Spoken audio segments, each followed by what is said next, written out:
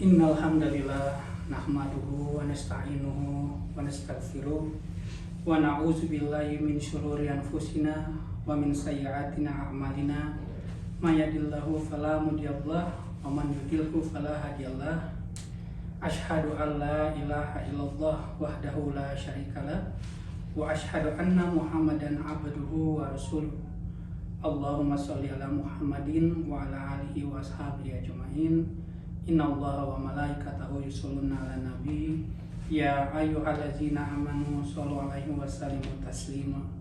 Ya ayyuhallazina amanu taqullaha haqqa tuqatih wa la tamutunna illa wa antum muslimun. Sidang jamaah Jumat yang dirahmati oleh Allah Subhanahu wa taala, senantiasa khotib mengajak kita semua dan tentunya diri khotib sendiri untuk marilah kita bersama-sama meningkatkan ketakwaan kita kepada Allah Subhanahu wa taala. Karena hanya dengan ketakwaan kita sebagai hamba Allah tentunya akan mendapatkan keridhaan dari Allah Subhanahu wa taala itu sendiri. Dan tentunya hal ini tidak sekedar kata-kata, karena Allah Subhanahu wa taala sendiri berjanji kepada semua hambanya, apabila dia senantiasa bertakwa, maka Allah akan memberikan begitu banyak nikmat, begitu banyak ganjaran, termasuk berupa pahala dari Allah Subhanahu wa taala. Bahkan dikatakan dalam salah satu firman-Nya, dalam salah satu ayat di dalam Al-Qur'an, yaitu Quran surat Al-Baqarah ayat 103, yang artinya sesungguhnya orang-orang yang bertakwa itu berada dalam naungan-naungan dan mata air yang mengalir dan buah-buahan dari apa yang mereka inginkan. Dan dikatakan kepada mereka, silahkan kalian makan dan minum dengan nyaman disebabkan oleh amalan kalian.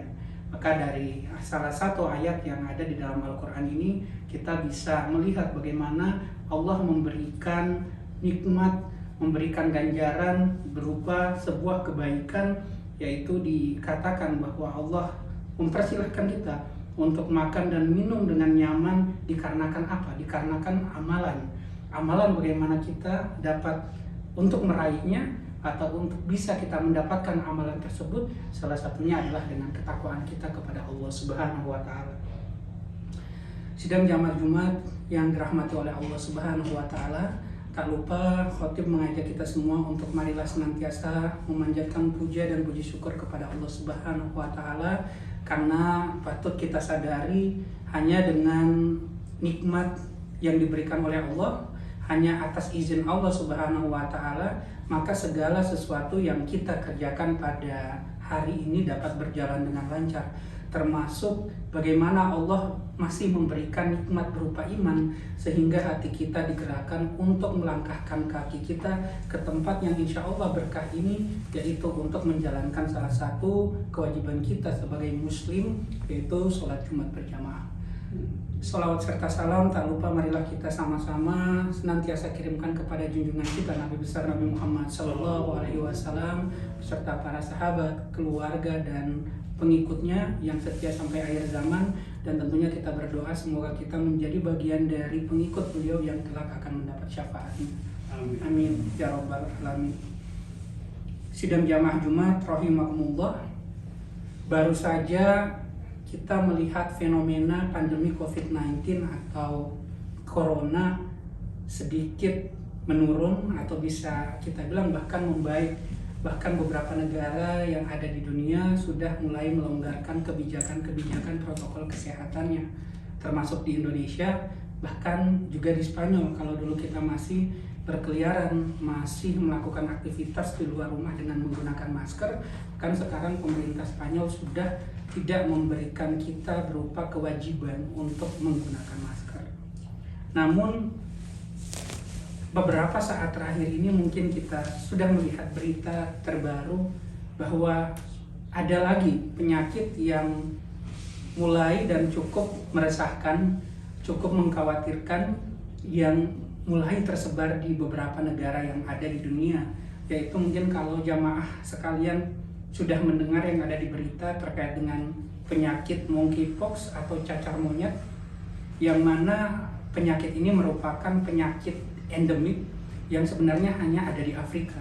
Namun dari fenomena terbaru ternyata penyakit endemik, kalau kita berbicara endemik artinya dia khas hanya ada di sebuah daerah tertentu, seperti itu.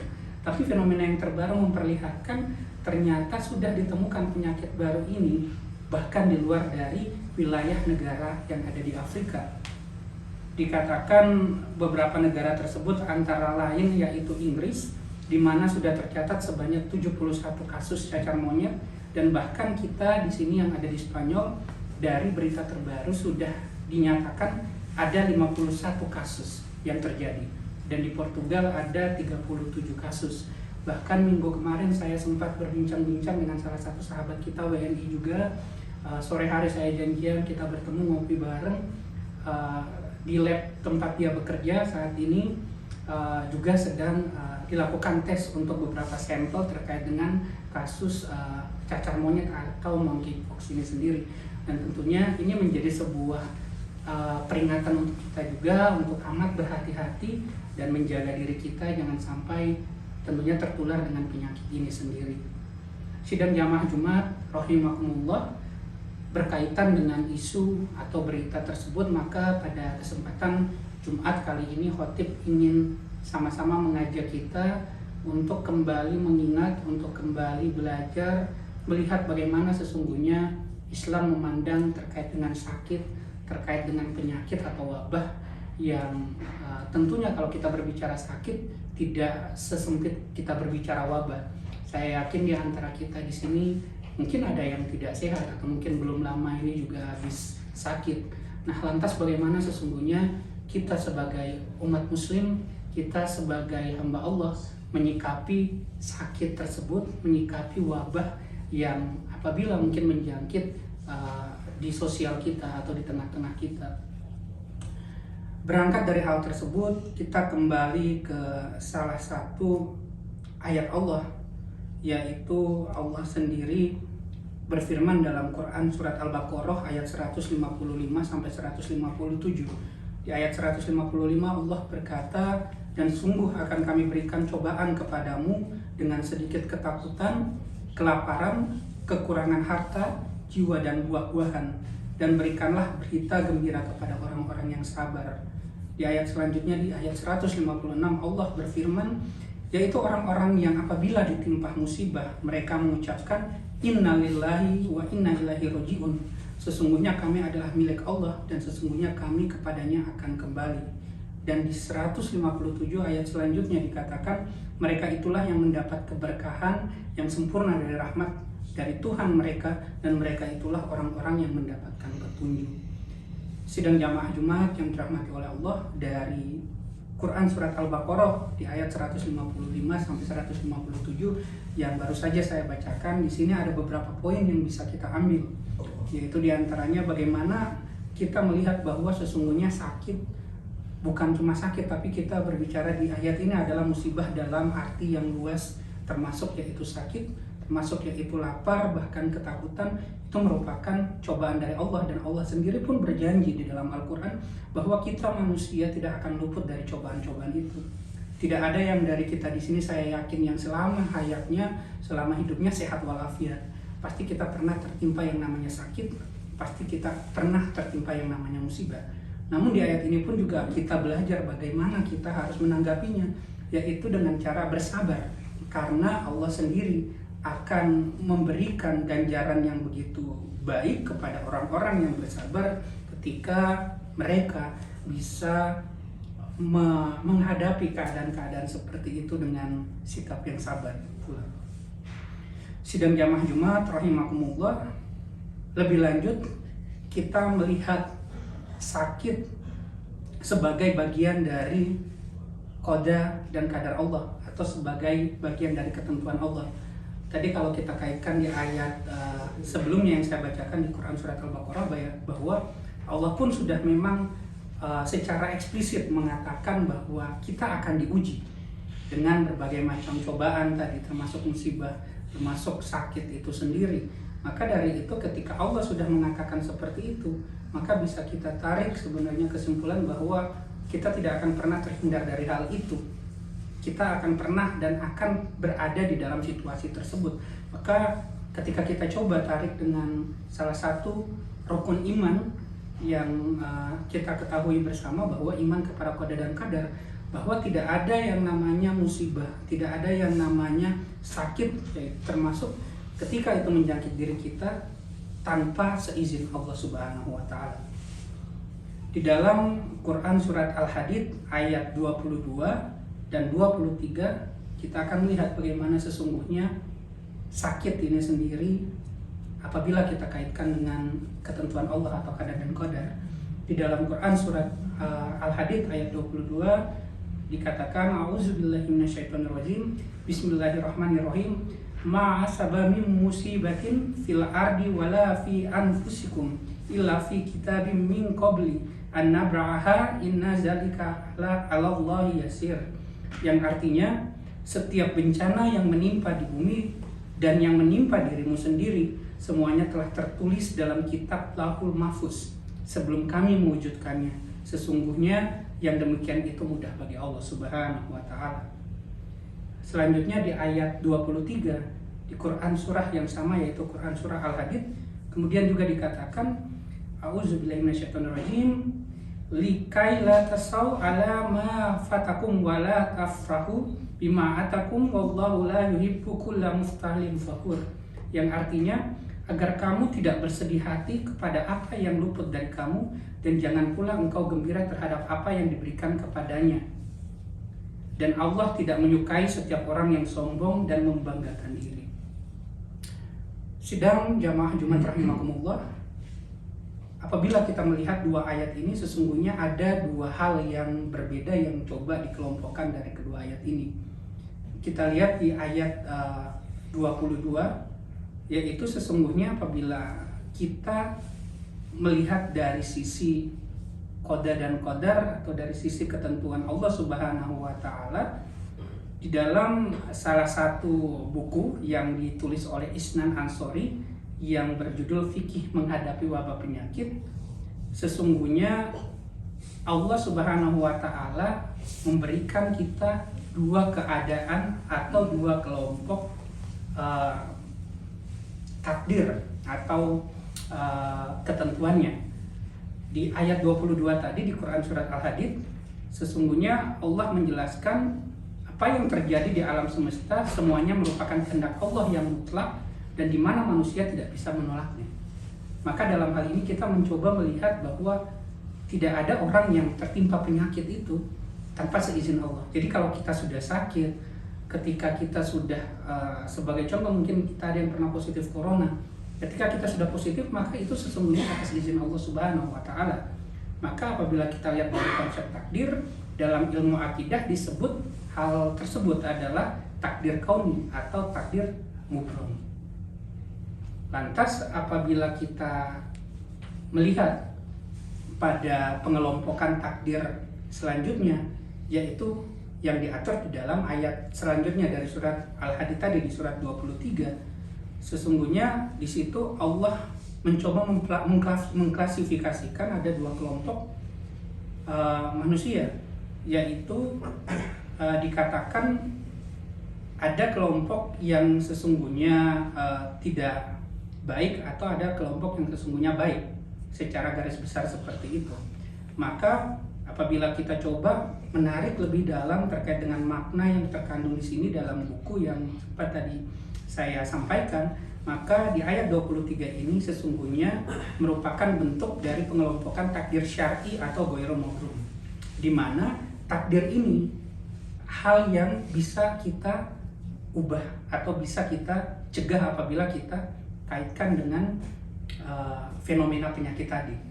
Lantas apa sesungguhnya yang ingin khotib sampaikan pada kesempatan kali ini? Intinya adalah apabila kita terkena penyakit, maka hal tersebut memang sudah berdasarkan atau sudah atas izin dari Allah Subhanahu wa Ta'ala.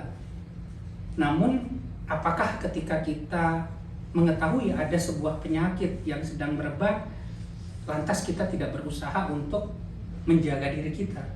Tentunya tidak. Tadi di ayat selanjutnya, di ayat 23 Quran surat Al-Hadid dikatakan sesungguhnya ini merupakan bagian dari pengelompokan takdir yang bisa kita kita hindari atau kita cegah dalam konteks penyakit. Banyak cara yang kita bisa hindari. Apabila kita berbicara dalam konteks penyakit wabah tadi dikatakan, makanya kita diminta untuk melakukan vaksin oleh pemerintah. Maka apabila kita tarik lagi dengan isu terbaru tentang cacar monyet yang terjadi, sesungguhnya cacar monyet itu salah satu bentuk penularannya adalah melalui air liur atau bersentuhan langsung, berhubungan langsung secara dekat dengan yang tertular. Maka apa yang kita lakukan? Bukan berarti kita tahu, wah kalau saya kemana-mana ketemu sama orang yang terkena penyakit cacar monyet tadi tidak akan apa-apa, karena Allah yang menentukan. Bisa saja saya ditakdirkan Allah tidak tertular. Bukan seperti itu. Tapi Allah meminta kita juga untuk bertawakal. Allah meminta kita juga untuk senantiasa menjaga diri kita agar terhindar dari hal-hal tersebut. Makanya bahkan dikatakan dalam sebuah hadis riwayat Rasulullah Shallallahu Alaihi Wasallam, Nabi Shallallahu Alaihi Wasallam bersabda, apabila kamu sekalian mendengarkan wabah tahun melanda suatu negeri, maka janganlah kalian memasukinya.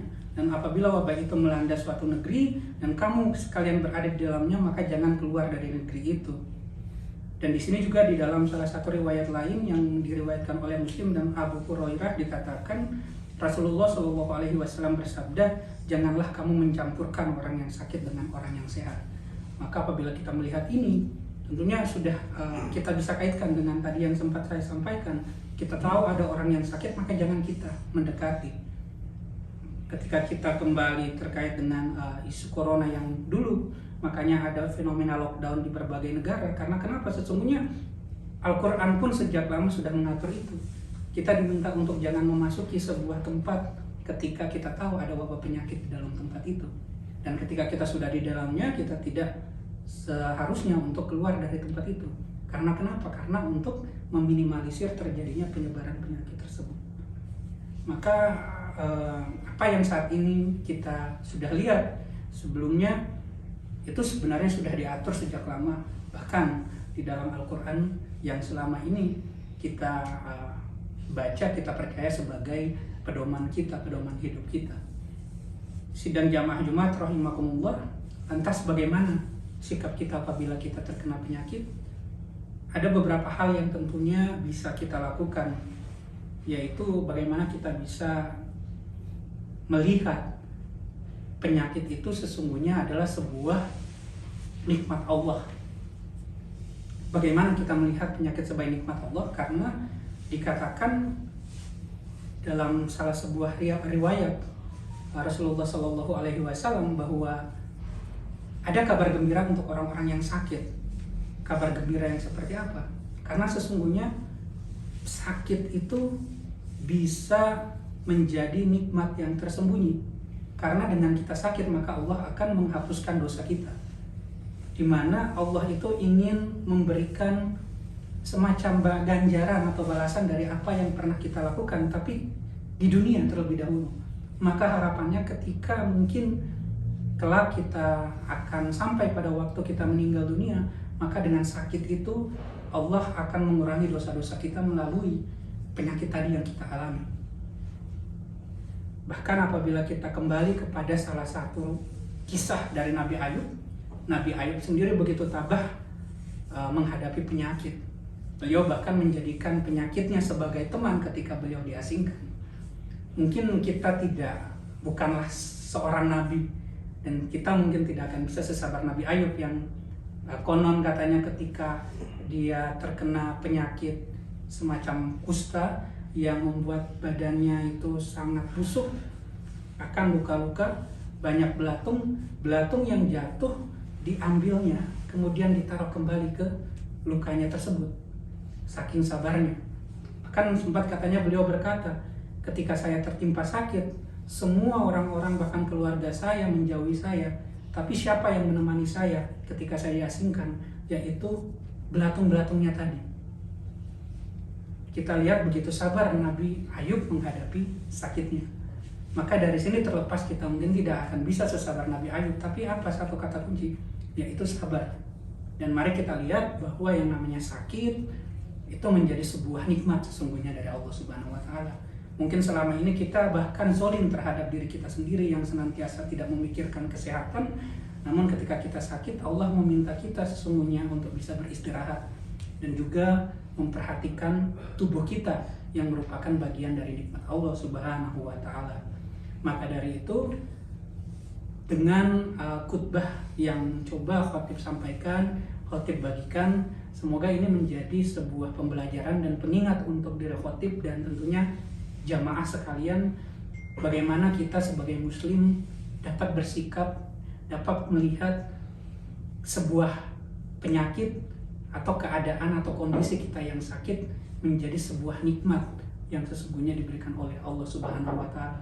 Dan tentunya kita berharap semoga kita senantiasa diberikan kesabaran oleh Allah, tidak hanya berbicara mengenai musibah yang sakit, tetapi juga musibah-musibah yang mungkin menimpa kita selama ini. Amin amin ya rabbal alamin. Barakallahu li wa lakum fil Qur'anil azim wa nafa'ni wa iyyakum bima fihi min ayati wa dzikril hakim. Taqabbalallahu minni wa minkum tilawatahu innahu was samiul alim. Aqulu qouli hadza wa astaghfirullah innahu huwal ghafurur rahim.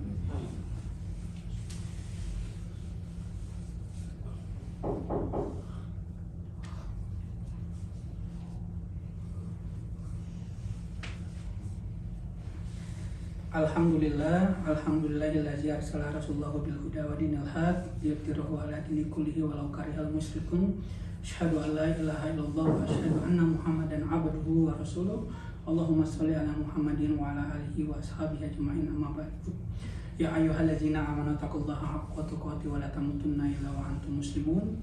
Sidang jamaah Jumat rahimakumullah, kembali khotib mengajak dan mengingatkan jamaah sekalian pada khutbah kedua khotib ini untuk marilah kita senantiasa bersama-sama meningkatkan ketakwaan kita kepada Allah Subhanahu wa taala.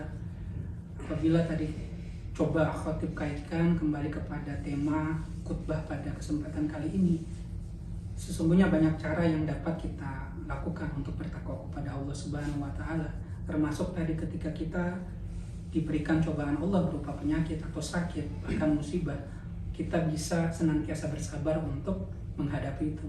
Namanya manusiawi, pasti kita tidak akan pernah lepas dari yang namanya keluh kesah. Saya yakin kita semua di sini dari berbagai macam keadaan, bukan cuma sakit, pernah mengeluhkan keadaan yang menimpa kita.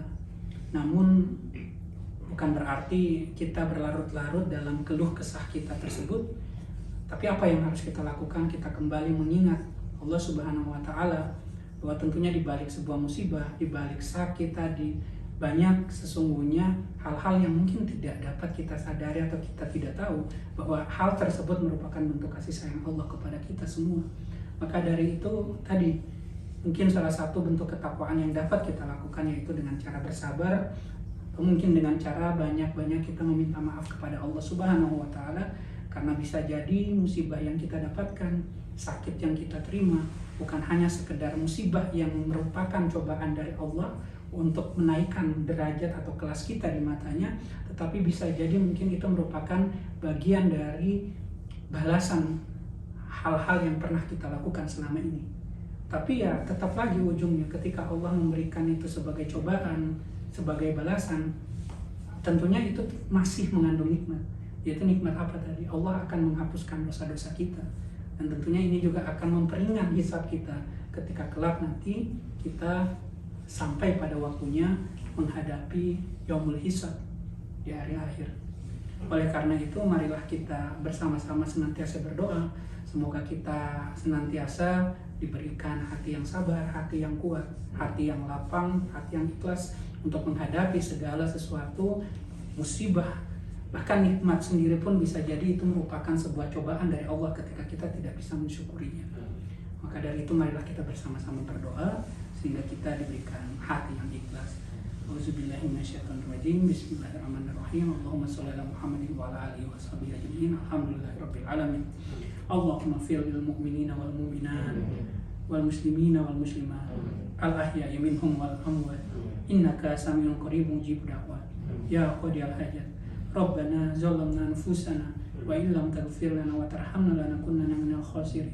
Rabbana taqabbal minna innaka antas samiul alim wa tub alaina innaka antat tawwabur rahim.